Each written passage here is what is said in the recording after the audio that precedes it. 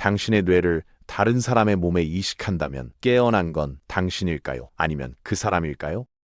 황당한 질문 같지만 이 질문에 대한 답을 찾다 보면 우리가 당연하게 여기던 나라는 개념이 얼마나 불안정한 기반 위에 서 있는지 깨닫게 됩니다. 지금 이 순간에도 당신의 몸속 수백만 개의 세포가 죽고 새로 태어나면서 10년 전의 당신과는 완전히 다른 물질로 구성된 존재가 되어가고 있거든요. 그런데도 우리는 거울을 보며 나는 나다라고 확신하죠. 하지만 철학자들은 수천 년 동안 이 확신 앞에서 고개를 가로저었습니다. 정체성이라는 것이 생각보다 훨씬 더 깨지기 쉬운 환상일 수 있기 때문입니다. 오늘은 이 정체성의 미스터리에 대해 한번 깊이 파헤쳐 보려고 합니다. 인간의 몸은 끊임없이 변합니다. 태어날 때 50cm 남짓한 작은 덩어리였던 우리는 80년에서 90년이 지나면 허리가 구부러지고 주름진 피부를 가진 노인이 되죠. 우리 몸속 세포들은 계속해서 죽고 새로 생겨나면서 교체되는데 과학자들에 따르면 7년에서 10년 사이에 몸 전체의 세포가 완전히 바뀐다고 합니다. 그렇다면 물리적으로 볼 때 10년 전의 나와 지금의 나는 완전히 다른 물질로 구성된 존재인 셈이죠. 경험도 마찬가지입니다. 우리는 수많은 일들을 겪지만 대부분 기억하지 못하거든요. 30살이 된 사람은 10살 때 느꼈던 강렬한 감정들을 거의 기억하지 못하고 5살이 되면 30대에 품었던 생각들조차 가물가물해집니다. 그런데도 우리는 평생 같은 이름을 쓰면서 자신을 하나의 연속된 존재로 여기죠. 과연 이게 합리적인 생각일까요? 대부분의 사람들은 이렇게 답할 겁니다. 내 정체성은 내 몸에 있어. 내 몸이 곧 나니까. 우리는 자신을 특정한 물리적 형태에 갇힌 존재로 인식하는 경향이 있거든요. 하지만 철학자들은 이 생각을 한번 흔들어 보고 싶어 했습니다. 간단한 사고 실험을 해볼까요? 만약 제가 머리카락을 전부 잃는다면 저는 여전히 저일까요? 당연히 그렇죠. 손가락 하나를 잃는다면요? 물론입니다. 팔 하나를 잃어도 다리 하나를 잃어도 저는 여전히 저인 것 같습니다.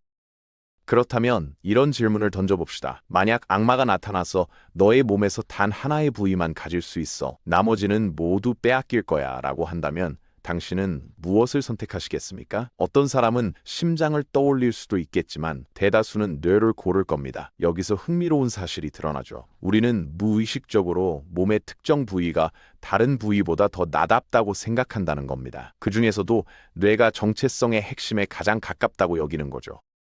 종교도 이런 직관을 반영합니다. 기독교에서는 죽음 이후 육체는 사라지지만 영혼은 계속 존재한다고 믿거든요. 몸이라는 물질적 껍데기와 분리된 무언가, 좀 더 본질적인 나가 살아남는다는 개념이죠. 사랑하는 사람들 사이의 대화에서도 비슷한 패턴이 나타납니다. 내가 어디가 그렇게 좋아? 라고 물었을 때 너의 탄탄한 복근이나 너의 큰 눈이라고 답한다면 뭔가 어색하죠. 우리는 사랑하는 대상의 육체적 특징보다는 그 사람의 더 깊은 본질과 연결되고 싶어 하니까요.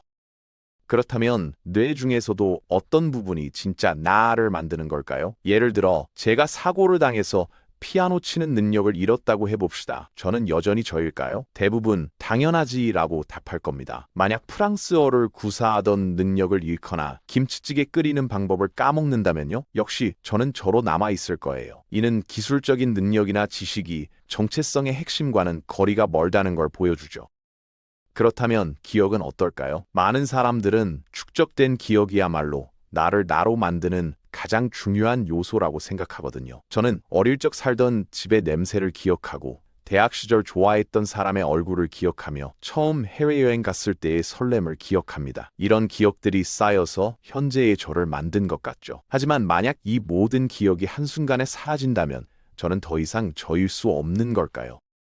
여기서 흥미로운 대안이 등장합니다. 오랜 시간 동안 형성된 어떤 것들은 단순한 기억을 넘어서 성격 또는 성향이 되거든요. 특정 상황에서 나만의 방식으로 반응하는 패턴, 무엇을 재미있다고 느끼는지, 무엇을 중요하게 여기는지에 대한 감각 말이죠. 만약 이런 성향들이 그대로 유지된다면 설령 과거의 기억들이 모두 지워진다 해도 어떤 근본적인 의미에서 나는 여전히 나라고 할 수 있지 않을까요?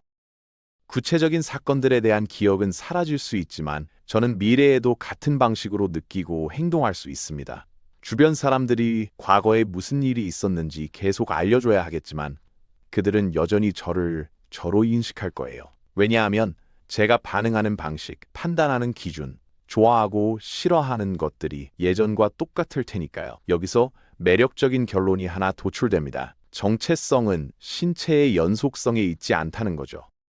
이 영국 철학자 존 로크는 이를 의식의 동일성이라는 개념으로 설명했습니다. 그는 정체성의 핵심이 단순히 같은 몸을 유지하는 것도 같은 기억을 간직하는 것도 아니라고 주장했거든요. 대신 일관된 가치관, 판단 기준, 성향의 연속성이야말로 우리를 우리답게 만드는 것이라고 봤죠. 한 가지 재미있는 사고 실험을 더 해볼까요? 만약 악마가 다시 나타나서 이번엔 이런 제안을 한다면 어떨까요? 과거의 모든 것을 기억하되 성격과 가치관은 완전히 바뀌거나 아니면 똑같은 성격을 유지하되 모든 기억을 잃거나 대부분의 사람들은 후자를 선택할 겁니다. 이는 우리가 본능적으로 정체성의 본질을 어디에서 찾는지 보여주죠.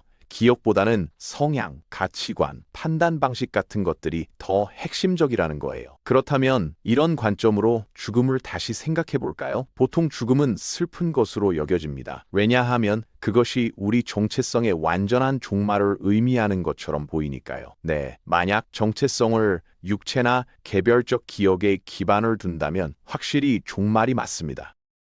하지만 만약 정체성을 가치관, 성향, 판단 기준의 집합으로 본다면 이야기가 달라지거든요. 그런 것들은 사실 개인을 넘어서 인류 전체에 퍼져나가면서 계속 살아남을 수 있으니까요. 당신이 중요하게 여기는 가치, 세상을 바라보는 방식, 사랑하고 미워하는 것들의 패턴은 당신이 사라진 뒤에도 다른 사람들 속에서, 문화 속에서, 때로는 당신의 자녀들 속에서 계속 이어질 수 있습니다. 어쩌면 너무 협소하게 정체성을 정의해 온 게 아닐까요?